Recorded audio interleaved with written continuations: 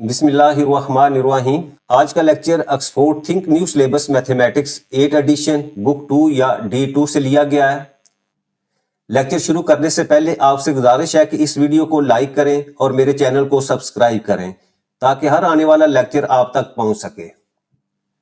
आज का lecture chapter 3 linear inequality से लिया गया है। एक्सरसाइज 3B उसका क्वेश्चन नंबर 1 है। On weekends a movie ticket cost $13.50. Form an inequality and solve it to find the maximum number of tickets Vasi can buy with $265. एक ticket की cost दी हुई है और हमने मैक्सिमम नंबर ऑफ टिकट्स जो है वो जितनी इस अमाउंट से जो है वो खरीद सकता है वसी वो हमने फाइंड करना है। तो डाटा जो है वो उसको पहले एंटर करते हैं। सबसे पहले हम लिखते हैं जी कॉस्ट पर टिकट, वो है जी आपके पास $13.50, ठीक है। और जो टोटल अमाउंट है वसी के पास वो भी लिख लेते हैं, टोटल अमाउंट वो है जी 265, ठीक है। अच्छा, अब हमने देखना है कि इस अमाउंट से जो है वो टोटल कितनी टिकट्स जो है वो खरीदी जा सकती हैं। तो हम पहले सपोज कर लेते हैं, let the number of tickets Vasi can by B x. हम सपोज कर लेते हैं कि जी एक्स टिकट्स जो है वो इस अमाउंट से जो है वो खरीद सकता है। तो अब सबसे पहले हम जो है वो इनक्वालिटी जो है वो अब देखें हमारे पास जो है इनक्वालिटी क्या होगी।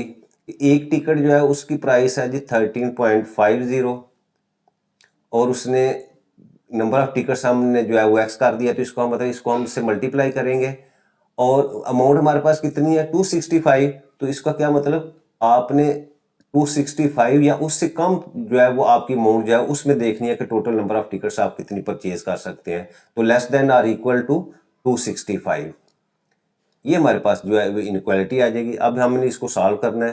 वो सॉल्व करने का मेथड क्या है कि एक्स के साथ जो कोफिशिएंट में चीज़ है इसको हमने किसी तरीके से यहाँ से रिमूव करना है। तो क्या करेंगे, दोनों तरफ जो है हम 13.50 से जो है डिवाइड कर देते हैं।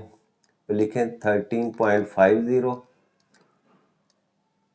इधर भी हम इसको 13.50 से डिवाइड कर देते हैं और इसी तरह जो राइट हैंड साइड है वहाँ भी हम जो इसको जो है वो 13.50 से डिवाइड कर देते हैं। ये इससे कैंसिल हो जाएगा और यहाँ से हमारे पास x की वैल्यू जो है वो आ जाएगी जी less than or equal to, अब इसको डिवाइड करेंगे तो ये वैल्यू आती है जी 19.6। अब हमारे पास x की वैल्यू आ गई जी 19.6।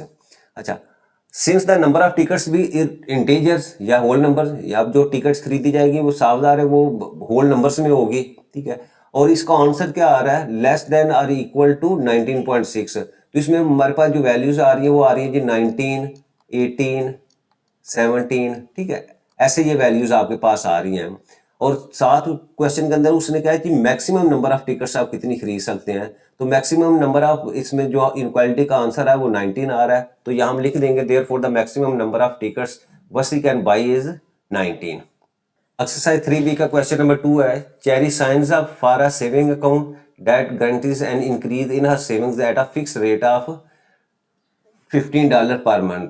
यानी चेरी ने जो अकाउंट खुलाया उसमें गारंटी उसको दी गई है कि आपके अकाउंट में हर महीने जो है वो $15 का जो है वो इजाफा हो जाएगा।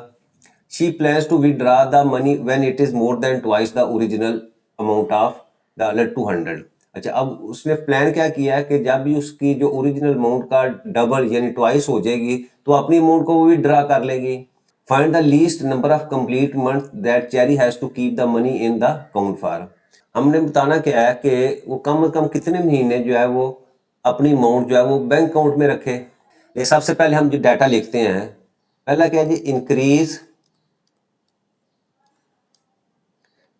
रेट पर मंथ, यानी पर मंथ जो है वो कितना इंक्रीज हो जाएगा उसका, वो $15। और ओरिजिनल अमाउंट उसकी कितनी है,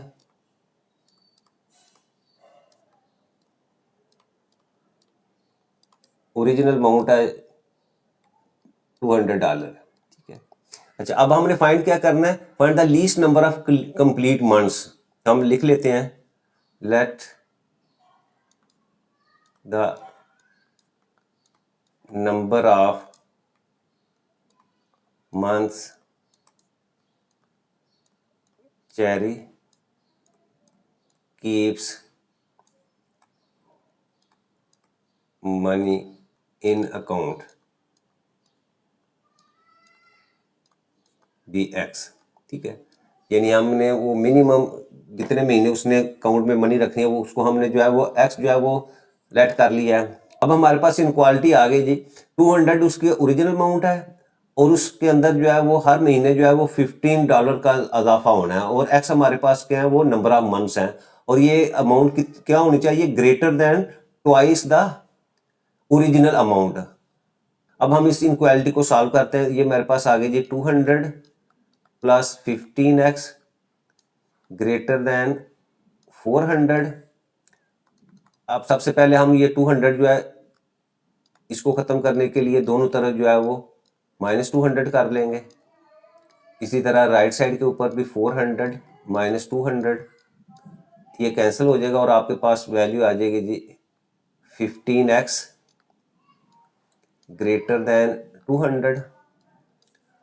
अब इसका x का कोफिशिएंट जो है उसको रिमूव करने के लिए दोनों तरफ जो है वो 15 पे हम डिवाइड कर देंगे, तो हमारे पास x की वैल्यू आ जाती है जी ग्रेटर देन 13.3।